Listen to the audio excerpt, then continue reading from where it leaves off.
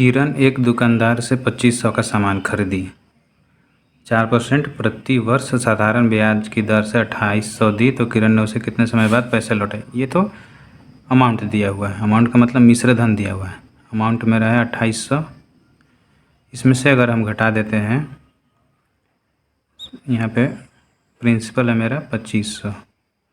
SI निकालने के लिए 2800 में से 2500 घटा देंगे तो मेरा आ जाएगा 300। एसआई आ गया। रेट मेरा 4% दिया हुआ है, बता रहा है कि टाइम क्या है।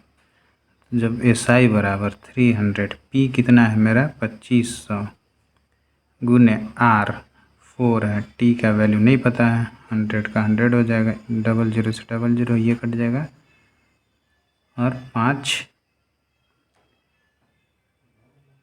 छक 30 और 5 पचे 25, 12 पचे 60, 4 तिया 12। टी बराबर कितना मेरा हो गया 3 ईयर्स। Option number B. आसान क्वेश्चन था ये। क्वेश्चन नंबर 14 देखिए, यदि कोई धनराशि 7 वर्षों में स्वयं की तिगुनी हो जाए तो बताएं कि वही धनराशि कितने वर्षों में स्वयं की 5 गुनी।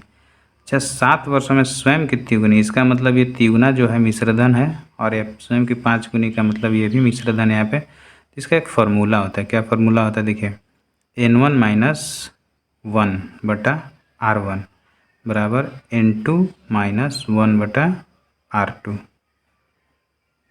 जब रेट का डिफरेंस दिया हुआ है। अब जब टाइम से पूछ रहा है ये, तो इसमें क्या पूछ रहा है, वही धनराशि कितने वर्षों में, तो यहाँ पे रेट नहीं दिया हुआ है तो इस पे नहीं बनेगा। तो एक और फार्मूला होता है टाइम वाला, तो बस आर की जगह टी हो जाएगा। N1 - 1 बटा में T1 बराबर N2 - 1 बटा में T2।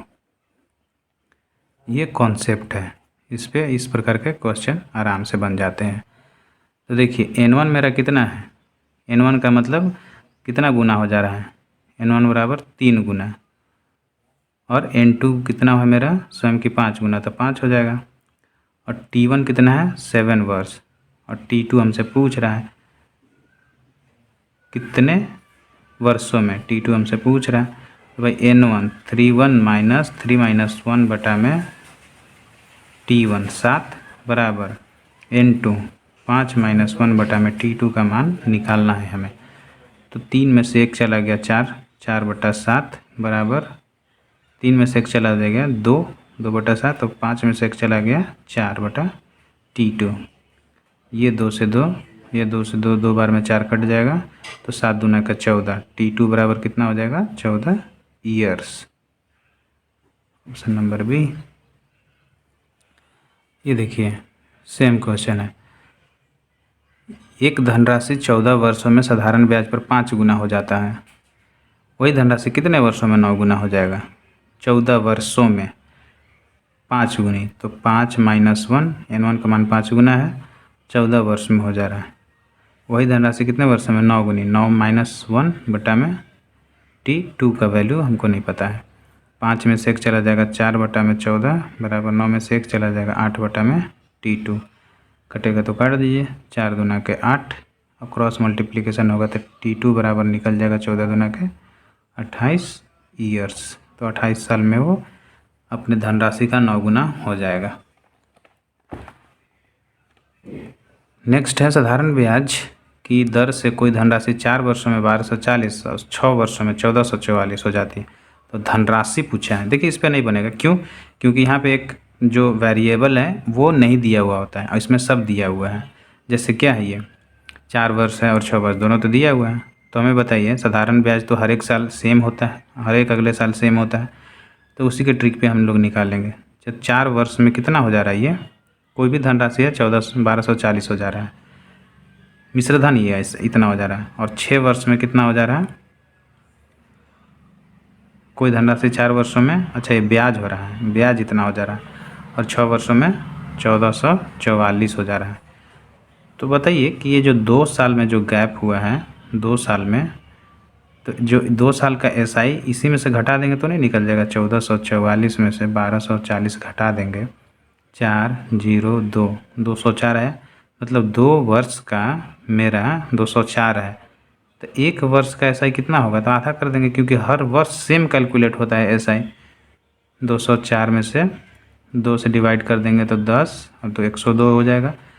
हर एक साल एस आई 102 है तो अगले 2 साल बाद भी 102 फिर बढ़ेगा, फिर बढ़ेगा, फिर बढ़ेगा अगले साल सेम बढ़ता है। ऐसा नहीं कि साधारण ब्याज बढ़ता है, अमाउंट बढ़ जाता है, नहीं बढ़ता। जितना एस आई है उतना ही रहता है आगे चल के भी। तो मेरा 1 वर्ष का इतना है, तो ये बोल रहा है कि 4 वर्ष में 1240 हो जा रहा है।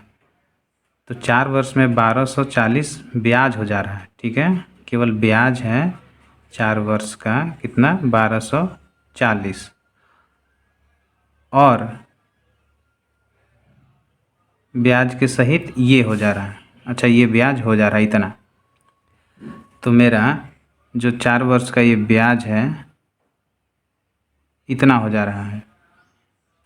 तो हमें बताइए कि वो धनराशि पता करना है। तो ब्याज है तो यहाँ पे जो ब्याज निकल रहा है 4 वर्ष का कितना हो जाएगा, 4 वर्ष का ब्याज यहाँ पे कितना हो जाएगा, तो 102 गुना 4, 4 दूना के 8, 10 चौका 40, 408 रुपया। अच्छा हमको बताइए कि ये जब साधारण ब्याज की दर से कोई धनराशि 4 वर्ष में इतना हो जा रहा है, ठीक है, और 6 वर्ष में इतना हो जा रहा है, 6 वर्ष के बाद इतना हो जा रहा है, 1444 हो जा रहा है।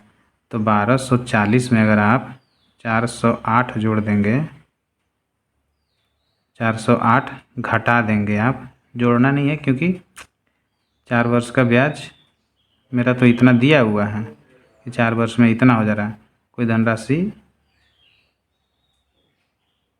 अच्छा ये मिश्र धन है कि कोई 4 वर्षों में इतना हो जा रहा है, 6 वर्ष में इतना हो जा रहा है। तो मेरा जो ब्याज निकल के आ रहा है, क्या निकल के आएगा, तो 2 हो जाएगा, ये 3 हो जाएगा, और यहाँ पे 1240, 12 में से 4 जाएगा 8, तो कितना हो जाएगा 832। तो 832 रुपया आंसर हो जाएगा। देखिए कोई साधारण ब्याज की दर से 4 वर्ष में 1240 ये मिश्रधन है, और 6 वर्षों में 1440 ये मिश्रधन हो जाता है, इतना हो जाता है। इसका मतलब दोनों में से अमाउंट अगर घटा रहे हैं तो बीच वाला तो ब्याज निकल जाएगा। ये तो मेरा एसआई निकल गया है और ये तो मेरा मिश्रधन है। तो मिश्रधन में से हम क्या ब्याज घटा देंगे तो मेरा मूलधन निकल जाएंगे, मूलधन निकल जाएगा। इतना मिश्रधन और इतना मिश्रधन, इसमें से इसमें अगर हम घटा देते हैं तो मिश्रधन नहीं निकलेगा। ये मिश्रधन घटाने पर मिश्रधन नहीं आता है, ये ब्याज निकल के आता है कि कितना ब्याज का डिफरेंस है, कितना रुपये इसका डिफरेंस है। इसलिए ऑप्शन नंबर ए सही हो जाएगा।